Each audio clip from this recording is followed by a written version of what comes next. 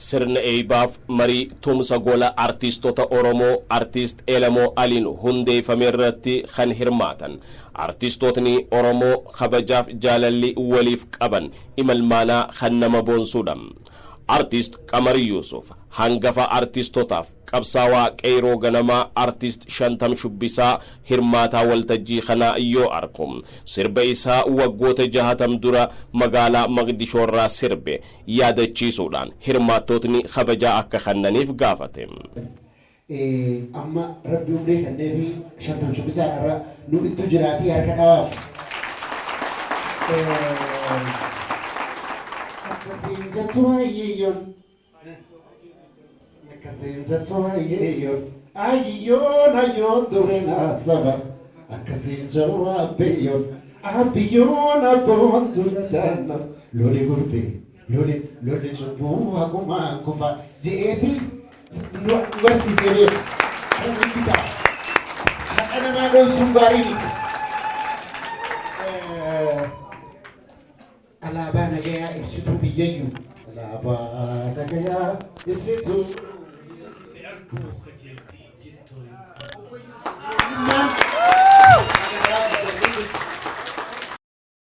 Artist Elamoo Ali seenaa artii Oromoo keessatti gola artistoota Oromoo jalqabaa kan ta'e qarshii miiliyoona 1,800 itti baasuun magaalaa Haramaayatti hundeesse. Erga eebbisan booda ture galma afran qallootti gola artistoota Oromoo kana cimsuudhaaf maal haa goonu kan jedhuun mariin kan taasifame. Waltajjii kanarratti barruun qoonnoo kan dhihaate iyyoo ta'u obbo Ifabaas Komishinii Turizimii Oromiyaarraa barruu qoonnoo nama dhiheessee ture. Barruu qoonnoo kanaanis bu'aa bahii artist Elamoo Ali gola artistoota kana dhugoomsuudhaaf keessa qaxxaamuree mara kan kaasee fi har'arra maaliin akka tinnisamuu qabu kan akeekee ture.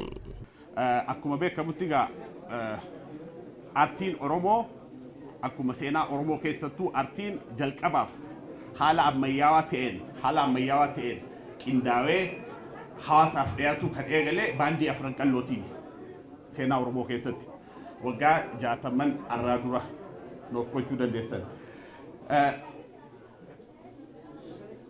Baandiin afran qalloo magaalaa Direedawaatti namoota adda addaatiin namoota fedhii fi dandeettii uumama gahumsa artii qabaniin hundeeffamtee turte.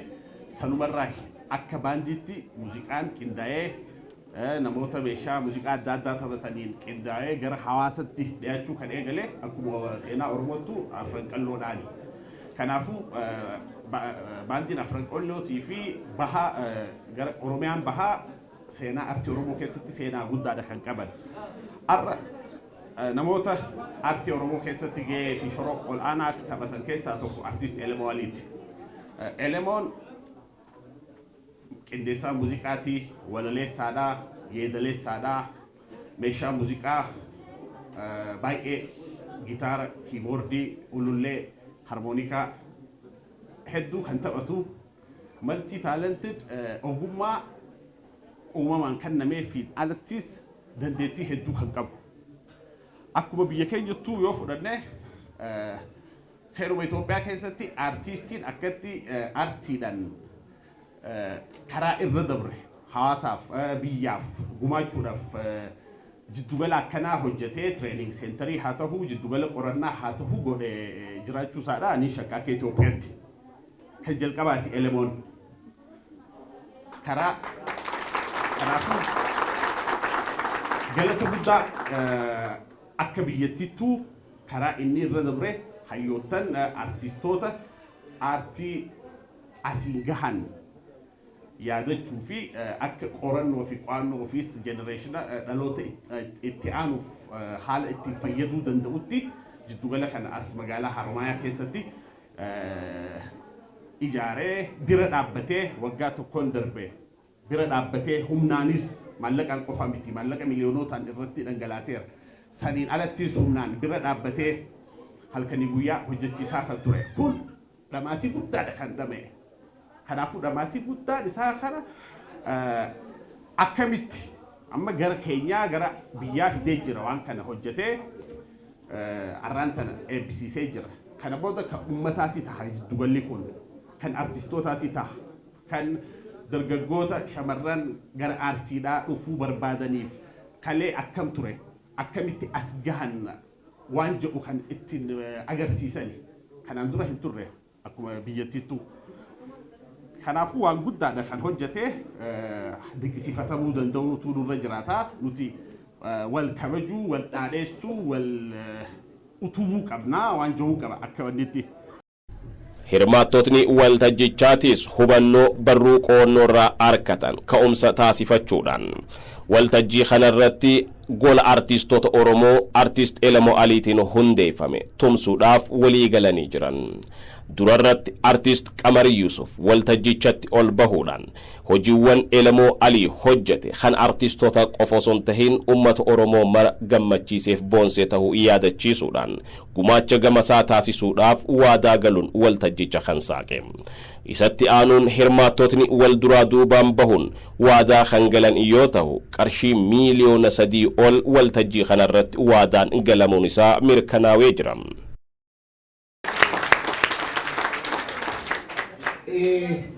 As duree ta'eetuma nu dura bu'ee waan ajaa'ibaa hojjete Elemoo nama saba isaa jaalatu nama qabsoo jaalatu nama birrii fi maallaqaaf jee takkallee hudduu hin jenne bakka deemu hundatti waa'ee aadaa Elemoodhaa nama babal'isu arraan tana horiitti xiqqaataan ja'a akka Qamaritti kara biyyaan ta duraatiif itti fufa 200,000 يعني خلينا نشوف هي مكان يعني ميتي مكان نابا شايا جوين نشوف هي شايا كوني أكو ما يصير يفعجني أكلوتين كوني في بر أكلوتي صدركات كيفتورا كنتلو نقول بفون دخسنو أتي أورمو تيم سودان عدا أورمو تيم سودان بيكم سأورمو دا تيم سودان كنتي خنيو جاسا كوتاني مكاتو كوكباني أفانتو كوكدوبنف ودي خسنوا كم أرسا خليسا هاون كينيا خفلاني عرس اتجرتني ودي سكسمنتي كان كن سودانتو أكا غاريتي معرونا إبسنا جنين لفاخاني جاياهي مانيتيريان أسوسيشن وخان أورجانيزيشن جنين أما أبتاجرا أهدن ورمو قدتشو كبديوان جاو نوتس قابو ما تبكاتوكو كاشيكو مدبلما onne le nama somban nama tutajar arras ila dugumatu obbo Elemoo Aliitiif yoo ifqalaa jaan fantishen dura nama ifqalu maalak wallahi ifqala wallahi seenaa keenya eebisuufis dura lafaan kee aduu ta'ee samiir raayifu umriilleen anuma wajjin nama tokko torbatti adeemu dullumallee ta'u amma laka baanan kana huma dhibban qaba huma dhibban raakum shantam Elemoo Aliiti Oromoon faaya kabajaadha eegnummaa teenya itti boonna yeroo takkallee dhaabu dhabaa fi qabeenyattis biyya lamaatii fi biyya keenyattis waan guyyaa tokkollee dhaabutti qaanfannee mataa keenyatti qaqqabannu miti itti boonna Elemoo keenya guyyaan kun guyyaa seena qabeessa as galuu keetiif hedduun si gammada nuufi si fi Qamarii fi Saalee haadiyanii si bara fasan keessaa rabbii nu baase biyya lamaa keessaa baanee arra biyya keenya keessatti yoo hunqaallee nyaanne gammachuudhaan hawaasa keenya wajjin waan qabnu qooddannee jiraannaa jirra. Oromoon keenya kabaja qabdi jaalala qabdi ulfina qabdi saba addaati akkana jee kan itti ibsu ani waan hin beekne jecha narba sataatiin jiraan seerifama hedduun isin jaaladha obboleessa kiyyaa kana gargaaruudhaaf anis akkuma obboleessa kiyyaa mee 200,000 itti hidha. Guyyaa har'aa guyyaa seena qabeessa guyyaa milki qabeessa guyyaa ifaajila keenya tokkoon as bahuu eegale har'a dirrebaasa yookaan egzibishina Elemoo Alii kan unite kan takkee ta'e kanarratti argamee warra أسي والجي هدى كجمجوتا الهرج ودفع شوفا بقى نونجي جاء أبو سينان الرمباني تكا تنين قبل تنقلون قبل ويا بريدا أني أركي خنا أدو جارة أبا قدان وجه أركي أدو إلي موكلتو نوجه أركي أدو ملس قدان وجه أركي قمجون تيا دجاتات قمامتي قافات لكين هماف تكر هم بسو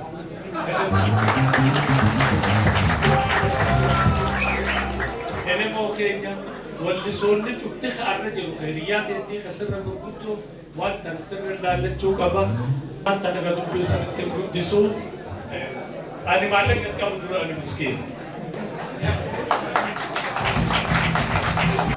أمة بوبونا هنكم نفتولو كأولا وجه نجاي أمبولو يوتو كمالي نجاي اللونو أورمو كورما تقول إمالو جيه إيرتو نوللون خنين أفان كنام تلمامي خنين يا أفان أورمو غوتا جنبلكا بكر إرتنامو سمانكا يا أفان تليلا نانا بورون كمنت يا بل أول جيا خنين لكي خنجي دوبا gumaatinin elemof gumaachuu maallaqa qabu wala loodha kitaabaniin maxxansuu fiderraa tokko maqaa waajab je'ee kaniin barreesse dhageessan kan asuma ol maqaa 37 qabuun elemoo kiyyaa gumaache. Waa'ee elemoo dubbachuuf jecha tuna hanqataa emooshinaalee garuu nin yaada. Elemoo jechuun wallisaa qofaa miti. Barsiisaadha. Nama hedduu obsa qabu, nama saba isaa jaalatu. Ani yeroo dheeraaf yoo xiqqaate waggaa 20 bakka takka turre sirballee akkan itti sirbu maal akkaan godhuu qabu nama na barsiisaa ture. Jalqaba bakki itti sirbe mana isaati reestooraantii kilaba qabaachaa ture.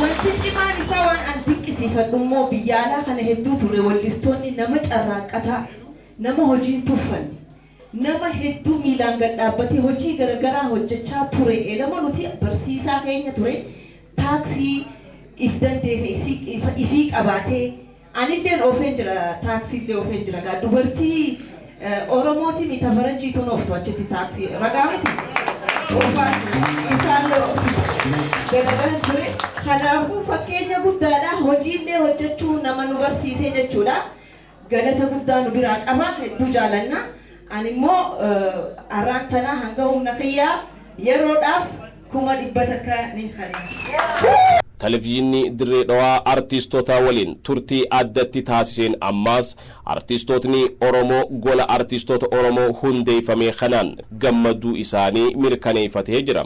Artist Muhammad Sheebiidha artist Elemoo Ali hojii nu boonsu har'aas hangafa ta'uusaa kan mirkaneesse hojjechuun nu garsiisee jira jechuun gammachuu isaa ibsate. baay'ee nama boonsisa inuma waan gartee namoonni gartee sila godhuu qaban irraanfata elemoo godhe waan guddaa waan gartee akka Harargeetti illee akka artistoota Oromootti illee ammallee fuudhee artistoota gartee afran qallootti illee waan gartee elemoo qofa odoon ta'in nu hunda boonsisi godhu elemoo hangafummaan tana qabdi gaa. Ayyee maqaan kiyya Tasfaayee Dhimmaan jedhama an jiraata magaalaa Meelbarn Awustiraaliyaa irraan dhufee har'a waan as dhufeefi saayimni keenya jaalli keenya artistii Elemoo Ali har'a gaalaarii gola artistoota Oromoo inni qopheesse kana eebbisuudhaaf asitti argama. Aartii Oromootiif Elemoon gartee yeroo calqabaaf waan akkasii gochuun waan hedduu waan jajjabeeffamuu qabu waan seena qabeessa keessattuu Oromiyaa kanarratti artistoonni qaqqaaliin kan akka Alii Birraa, Alii Shabboo, Afandii Sayyoo kan warri sana duraas artistoota qaqqaalii lubbuu isaanii jijjiirraa hin qabne kana aartii Oromoof guddina aartii Oromoo guddina afaan Oromootiif warra qooda guddaa kennan. Kanaaf magaalaa Oromiyaa magaalaa jaalalaa biyya seena qabeettii kana keessatti immoo golli aartii Oromoo kun asitti hundaa'uun hedduu waan nama gammachiisu jajjabeeffamuu qaba. Gama mootummaatiin gama aadaa fi turizimii Oromiyaatiin illee waanni kun sirriitti jajjabeeffamuu qabaan jedha. Aishaa Ahmadin Jaama naannoon irraa dhufee diree dhawaadha. Sagantaa kanarraa kan dhufe dur jechuun Oromoo jechuun baay'ee sodaa ture beekte amma laakiin ifa bahee beekte saniifuu ittiin furfeessa malee if gad gogadee hin dhufne jechuudha hawwii wajjin dhufe jechuudha.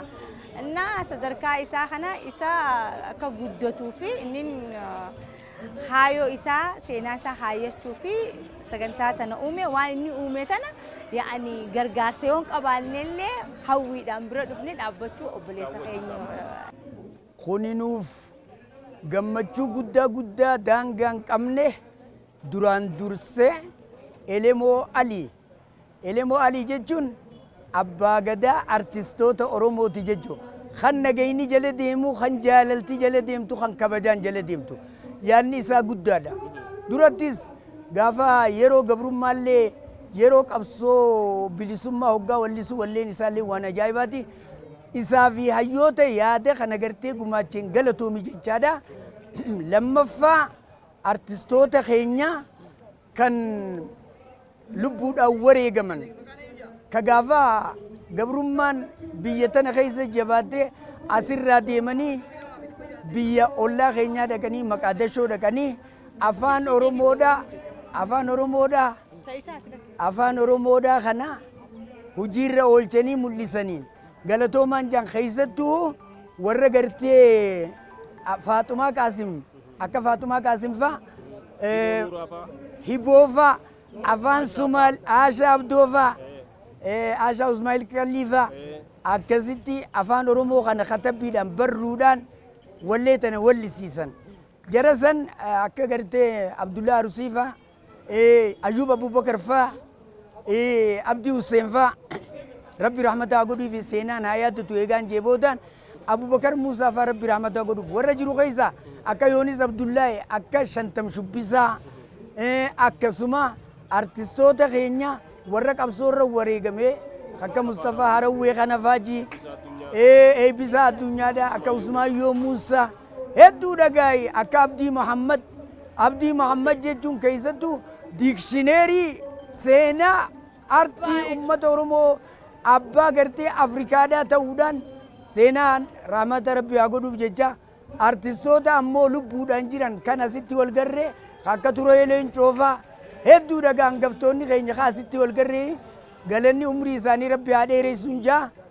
Kana jee ibsuudhaaf gammachuun koo dachaadhaa hongan qabu maaliif ennaan osoo akka gammachuu kanatti seenuun dura Elemoo maal ture, Elemoo eenyu ture, Elemoo hojiinsaa maali, nu keessatti hoo dhaloota ammaan tana jiru kana keessatti maal uume, nu keessaan akkamiin wallisaa jira hoo kajettu taate irra hedduun keenya artistoonni gara bahaa kanaa dhufan shamarran kan kee hoggaamna deeman sabbataa qarma osoo hin ji'in waltajjiirra baanee hin beeynu kana qofaa miti namni kun ammoo gara artii gaalaariitiin seenaa dabarte hoggaa nu yaadachiisu gammachuun kanaa olii maali seenaa dabarte hoggaan joo fakkeenyaaf artistoota nuti ijaan hin arkin kanuma dhageeytiifaadhaan isaan dhaggeeffachaa turre kammoo kan dhagahiin faa hoggaa asirratti agarre gammachuun sanii olii maaltu jira jetteeti kana jechaan xiqqaata Elemoo waan kana godhee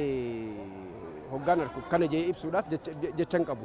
Dhugaadha gaalaariin hundeeffamuu isaatti gammachuun isaa gammachuu hagana jaamtuun itti dhagahamte. Ana qofaa miti gaalaariin tun asitti hundeeffamuun siidha ka'umsa tokkoffaa jalqaba ka'umsa gartee waan artiin keenya keessa ture irraa jalqabee sadarkaa kanatti illee amma gaalaariin kun dhaabbachuun isaa dhaloota artistoota dhaloota dhufuutiif nus dabalatee wanta artii kanaaf hamilee guddaa horatu jeetii yaada itti aansuudhaan ammoo wanti kun waan babal'achuu qabus babal'inni isiidha guddina artii keenyaatiif faayidaa qabdi guddinni artii keenyaa immoo hawaasa keenyaaf faayidaa qaba guddina hawaasa keenyaa ibsa gara gaafii artistii Elemoo Aliitti hoggaa dhufnu artistii Elemoo Alii jechuun abbaa keenya barsiisaa kiyya akka mataa kiyyaatti anas dabalatee dhaloonni anaa wajjin jiranii fi warra na dura jiranillee hedduun isaanii fakkeenya isa godhatanii deeman jeetii yaada akkasumalleedha inni barsiisaa muuziqaati wallisaa qofaa miti. so waa'ee elemoodhaa kanaan ibsuun natti ulfaata osoo nan waa'ee isaa yaadu otoo nan waa'ee artii isaatiif ammallee fakkeenya guddaa naaf tahee deemaa jiru ammallee kunoo gaalaarii kana asitti dhaabee gammachuu tanarratti waliin nu qabuu isaatiif ammallee umrii nuuf haa dheeratu hin jechaan isaan ibsuu danda'u hin qabu. Maqaan kiyyaa Jaata Mul'ataati. Bakki jireenyaa Awustiraaliyaa irraa hin dhufee hawaasa gartee Melbourne bakka bu'eetiin as jira. Biyya teenya biyya dhalootaan uumamaan kabajaa qabdu tarrabbiin faaya gartee uumaatiin waliin nuuf kanneen kanarratti arraa iddoo naannoo Haramaayaa magaalaa gartee kabajamtuu bahaa mul'attu ifa bilisummaa Oromoo kanarratti arra artist Elemoo Alii waan hundeeffama bu'uura gartee qabsoon ummata ijji ummata sagaleen ummata maal akka ta'e nu barsiisuudhaaf fakkeenya ummanni tokko artiidhaan beekama aadaan beekama qabeenya mul'ata ilmaan Oromoo kan afran qallootii fi akkasumatti Oromiyaa hundaa footoolee fi mul'ata garagaraa iddoo teessuma isaatti babal'isee bakka hundatti namoota kutaalee garagaraa dhufe biyya hundarraa alaa fi keessaa asitti argamnee waan gaarii simata bu'uura artii Oromoo kan abbaan keenya Ali Birraan kan silaa irratti argamu arra dhukkubee bakka biraa jira isallee fayyaa nagaan rabbi nu haa deebisu jecha arra nuti iddoo dhalootaa kan hundee rabbiin uumamaan nu kanne kana keessatti gammachuu artii keenya kan kabajamaa artistoota Oromoo hundaatu asirratti argamee arra milkaa'ina gaarii kana arguudhaaf as jira. Dhugaa kun seenaadha. Akka mana barumsaati. Wanti nama gaddisiisu. Oromoon artistoota seenaa gurguddaa qaban kana hunda artistoonni keenya akka addunyaa biratti wallisaa qofaa miti. Uummata isaatiif gaachana, afaan isaatiif barsiisa, lubbuu isaatti wareege hedduu jira warri akka amma Elemoo qopheessee seenaa isaanii guyyaa dhalatanirraa hamma lubbuun baatutti waan hojjetanii hojii godhe kuni dhugaa dubbachuuf tokkollee hin jiru as keessa waan silaa akka biyyaatti waan mootummaan godhuu qabu godhe. So kanaafuu kun maal nama agarsiisa? Nuti ammallee hoogganaa artii keenya akka taanedha hara biraatiin. Rakkoo keessaas nu hoogganachaa ture ammas hoogganachaa jira. Waan akka biyyaatti godhamuu qabu ammas ifiif godhachaa jira. Kanaaf Elemoo wanni hojjete waan godhamu miti yaaduufu ulfaatu nama meeqatti ulfaate godhe. Kanaaf kun seenaa nama barsiisaa namni waa qoratu fedhuu artistoota barbaadan ka suuraan isaa hin argamin hunda qotee baasee as fide. Salphatti akka argatanii waa irraa hojjetan kitaabas barreessuu yoo barbaadan arra isa biratti argatanii jechuudha.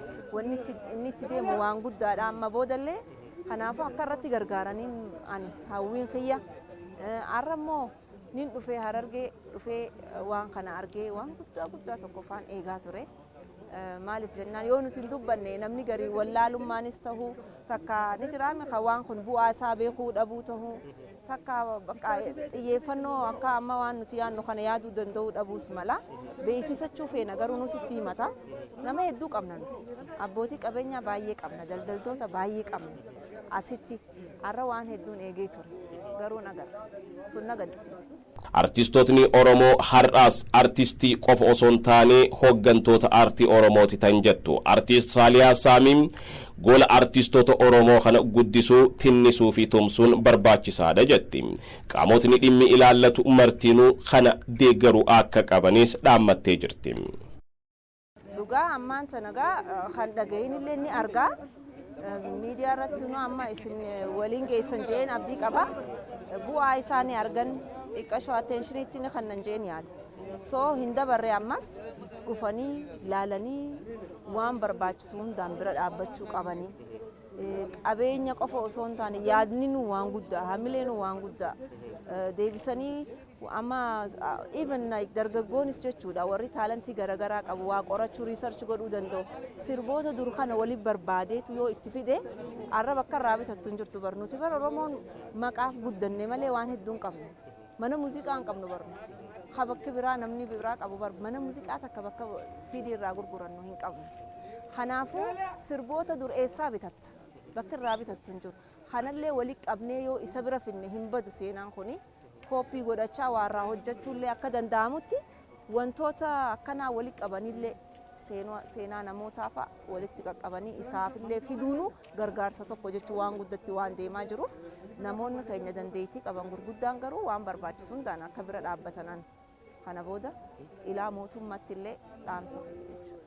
Amma laal artistoota irraa wanni kun waan isaaniiti bira dhaabbatanii guddisu haalatti guddisan wal mari'achuu mootummaan ammoo haala artiitti gartee warri gartee aadaa fi turizimii Oromiyaadha maal godhuu qabna kajuun itti yaade waan kana guddisuu qaba jenneeti yaada kennanna.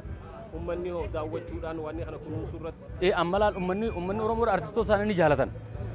Artistoota kana eenyu keessa jira gaalarii eenyutu ajjira artistoota qooda akkam kenne kan jiru dhufanii daawwachuu qaban jechuudha uummannis. Uummanni dhufanii aadaan gartee beektaa hundeen tun hundee afran qallooti. Artistoota afran qalloo hundaa jira dhufanii ilaalanii waan akkamtu artii Harargee keessa jira kan jiru uummanni Oromoo hundi dhufanii ilaaluu qaba jeetiin afeera yoo rabbi jegaa dhufanii ilaalan baay'ee bu'aa qaba maaliif amma artistoonni imma lafaa kaan illee warri nu dura ture warra nama akkam jechuun beekan ammoo iddoo karaarra deemnee nu beekan garii keenya maaliif footoo fi gartee bifaan namni wal addaa saniifuu jarri kun illee gartee dhaloota ol deemuuf illee fakkii gaariidha ta'a wanni kun mul'achuun akkasii siin jaa. Amma laal warri gartee artistoota keessatti warra gartee dur artii keessatti turan tokko lama jiru warra gartee amma lubbuun hin jirre keessaafuu warra lubbuun hin jirre warra dabran warra gartee akka Mustafaa Rawwee kana Mustafaa warra akka amma Kabiiraa kana warra akka Usmaayyoo Muusaa kana namni argan jiru. Akka eebbisaa addunyaa kana footoodhaan namni argallee hin jiru. Isaan kun illee gartee gaalariin isaanii bakka tana taa'uun yaadannoo seena qabeessa taate uummata Oromootiif jeetii yaada yaangii ol yaatuuf illee fakkii gaarii taate jeetii yaada. Dhugaadha qaamonni dhimmi ilaallatu hundinuu hawaasa naannoo kanaatti irraa jalqabee hawaasni fagoo ka biyya keessaatii fi biyya alaatti illee gaalarii kana akka gartee waan guddaatti qabeenya guddaadha wanni kun qabeenya isaanii kana akka kunuunfatanii fi hawaasni naannoo kanaattis akka waan kana tiifatu fi namuutu waan daawwatuu qabu keessaa daawwannaa jalqabaa godhatee waa hunda as keessatti waan argatuuf jecha artiidha. Artii kana keessatti waa hunda argachuu danda'a. Jireenya hawaasa kana argachuu danda'a waan ta'eef jecha eenyumtu hoggaa waan daawwatu barbaade dhufee akka dhimmaatitti wanta kana itti dhimma bahuu qabaan jaa dhufee daawwatu irraa waa barachuu dhaloota dhufuufis waan dabru waan ta'eef jecha waan kana jabeeffannee kunuunfachaa irraa waa barachuu qabnaan jaa daawwanne. Maal jaama beekta artiin tokko jiraachuudhaaf uummanni tokko jiraachuuf artiin isaa jiraachuu qaba. Uummata tokko balleessuuf artuma isaa balleessi. Ifiifuu bada uummanni sun afaan isaa gaawaa baay'eedha as keessatti namni immoo kana jiraachisu. Namni elama bar jireenya mataa isaa bareedaa jiraachaa ture Kaanaadaarraa hoggaa jiraatus jechaadha. Garuu immoo hawaasa kanaaf dungoo tahee waa'uu shaamaa tahee yeroo hunda artiin kun akka ifu hawaasa isaatiif godhee jira. Ammoo gara roga kaaniitiin hawaasni as jiru osoo Harargee teenya qofa osoo hin taane Oromiyaan teenya guututti Itoophiyaan guututti artistii kana cinaa dhaabbattee deeggaruudhaa fi artii ifii immoo deeggaruun dirqama hawaasaatii fi hunda keenyaati jeetii yaadaan. Yeruma takka dhaqanii halaalanii sambooda ifiifuu artiin sun isaan hawwachiisee isaan yaamaa jechuudha. Dhibbaa dhibbatti waan inni fiduu bandeebine waan cufamaatii miti maaliif hujii achirra jiruutu hujii namoota achirra jiruutu akka hin cufne isa godha. Haa daawwatamu mee haa laalamu. Uummanni keenya immoo haa dhaqanii ilaalanii sambooda ofiifuu itti wal yaamee akka wanni ta'u abdiin qaba. Sagantaan kun sagantaa seena qabeessa akka bahaatti akkuma beekamu Direedawaan jiddugala aartii Oromoo irratti shoorri isiin qabdu shoora olaanaadha. Har'a garuu sagantaan magaalaa Haramayaatti qophaa'e kun sagantaa jiddugala takka gola aartii Oromoo magaalaa seena qabeessa magaalaa Haramayaatti obbo Elemoo Aliitiin hundaa'uun isii baay'ee sadarkaa olaanaadhaatti keessaa'uu baay'ee Itoophiyaa hundaaf sadarkaa olaanaatti waan nama dinqisiisu asirratti bulchiinsi Direedawaatis keessaa'uu jiddugala kana shoorri inni qabu shoora olaanaa waan ta'eef keessaa'uu magaalaa Direedawaatiif deeggarsa barbaachisaadhaa fi kunuunsa barbaachisaa ta'e akka godhamu asumaan ergaa dabarfamee jira. Nulleen gammachuu olaanaatu nutti dhagahame akka bulchiinsa Direedawaatti keessaa'uu magaalaa Haramaayaattis jiddugala turizimii akka taatu akkasumas artistoonni keenya artistoonni keenya kan akka Qamar Yusuf beekamoon, Saaliyaa Saamii, Elemoo Alii, Maadii Sheekaa, artistoota gurguddaa hangafoota Oromoon ni qabdi jedhamuutu asitti argame, sagantaa kanarratti argame. Hawaasni Haramaatti akkuma argame sagantaa oowwaadhaan kan kabajamaa jiru. Dhugaa dubbachuudhaaf sagantaan kun sagantaa baay'ee guddaadhaa fi seena qabeessa kan ta'e sagantaan irra sagantaa miidhagaa uummata Oromootiif akka uummata Oromootiif aartiin qabsoo keessatti haa ta'u aadaa keenya guddisuu keessatti shoora inni qabu olaanaa waan ta'eef guyyaan har'aa kun Oromoodhaaf hiikoo guddaa qaba. Kanaaf akka bulchiinsa Dirreedawaatti magaalaa Haramayaa ta'uu isiitiis ergaa guddaa qaba jeetiin ibsuu barbaada. Kanaaf akka hooggantoota bulchiinsa Dirreedawaattii fi akka lammii tokkoottis akka Oromoottis deeggarsa barbaachisaa ta'eef kunuunsa barbaachisaa ta'e akka goonu asumaan ergaa dabarsuun barbaada.